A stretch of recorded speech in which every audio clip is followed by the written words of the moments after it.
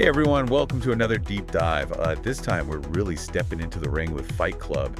And you know what makes this one so interesting is that this isn't just us revisiting a movie. We've got some really thought-provoking stuff from our listeners about it. And it seems like even now, Fight Club still has this way of getting under our skin.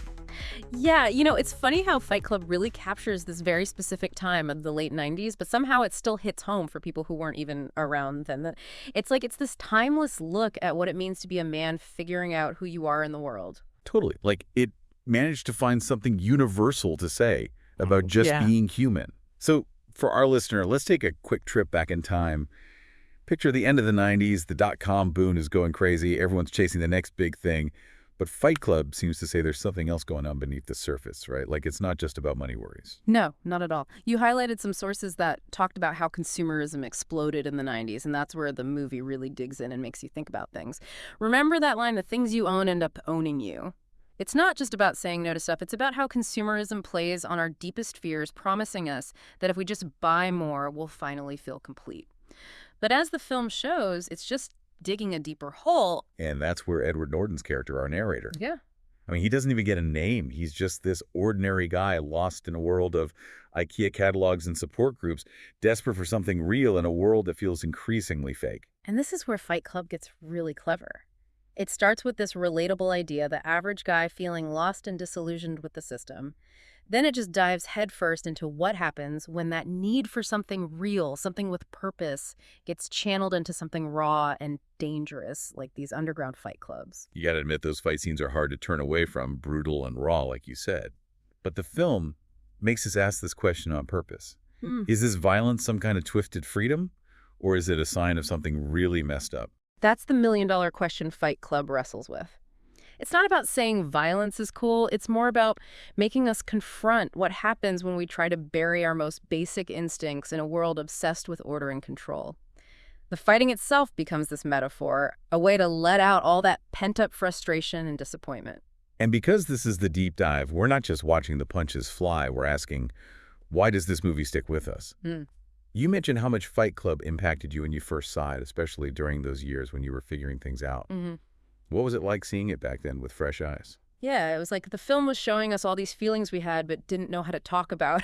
Here we were supposed to be living the dream, surrounded by all these opportunities. But underneath it all, there was this emptiness, this feeling of being stuck in a system we didn't get and definitely didn't control. Fight Club let us hear those voices, those doubts. That's such a powerful way to put it. And it makes you wonder, could Fight Club have that same impact if it came out today? In our world of being constantly connected and on social media all the time? That's a really interesting question because on one hand, so much of what the film criticizes, that out-of-control consumerism, the pressure to fit in, nonstop flood of information, all that stuff, is even more intense now than it was in the 90s. It's like we're living in that world Fight Club warned us about. I know, right? Imagine Tyler Durden with a Twitter account. Yeah. It's almost too perfect and kind of terrifying to even think about.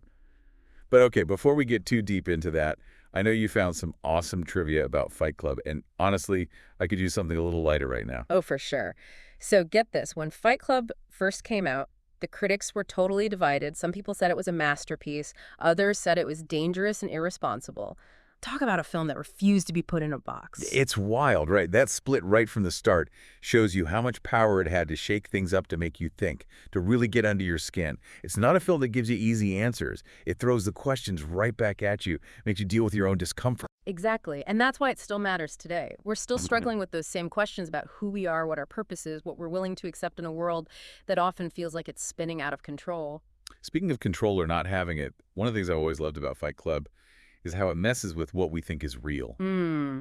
You've got this narrator who's unreliable, so we're never quite sure what's actually happening and what's not. It's like we're trapped inside his head, seeing everything through this warped, broken lens. And that's where director David Fincher's brilliance really shines through. He uses things like jump cuts, weird angles, that gritty, almost sickly color palette to show us exactly what's going on in the narrator's mind.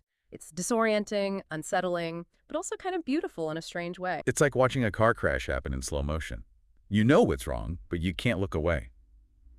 Okay, but you promised me some fun facts. Let's have them. Okay, get ready for this. You know that line, "I am Jack's complete lack of surprise." Turns out that line was inspired by an old advertising campaign. No way! Seriously? That's incredible. It's like they took this totally boring piece of marketing speak and turned it into something deep and unsettling. It's perfect for showing how detached the narrator is, how numb he's become, to how crazy the world is around him. And that's what makes Fight Club so awesome. It's full of these unexpected clashes, these moments where the everyday bumps into the profound, the funny slams into the disturbing. It keeps you guessing what's coming next, both with your head and your heart. And let's not forget how those Fight Club rules have taken over the world. I mean, they're everywhere. Even if you've never seen the movie, you've probably heard someone joke, the first rule of Fight Club is, you do not talk about Fight Club. Totally. It's amazing how those rules have taken on a life of their own. They've become the symbol of rebelling, of questioning authority. Even if it's often just for fun, they tap into this basic human need. We all have to break free from the norm to challenge the way things are. It's true, right? Those rules, they've become like this cultural phenomenon. Yeah. But they also bring us back to that central conflict in the film, don't they? That struggle between wanting to connect with people and wanting to just tear the whole system down. Exactly. And that takes us right back to your earlier question about how Fight Club would play out in today's world. You know, in this digital age, those feelings of being isolated and that search for something real, even stronger. We're always connected, but often we're really lonely looking for validation through likes and followers. It's like we're all living in Tyler Durden's nightmare, except it's all branded and tailored to our own little online bubbles. It's a pretty creepy thought. Yeah. Would those underground fight clubs even stay underground in today's world? Or will they become like this viral sensation live streamed for everyone to watch from behind their carefully crafted online profiles? Right. It's crazy to think about. Just imagine the hashtags, hashtag Project Mayhem, hashtag Fight Club Friday. Tyler Durden wouldn't have to blow up credit card companies anymore.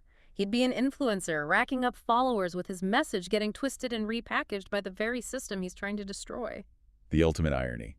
Fight Club is this warning about the dangers of the digital age. It's brilliant and unsettling all at the same time. Yeah.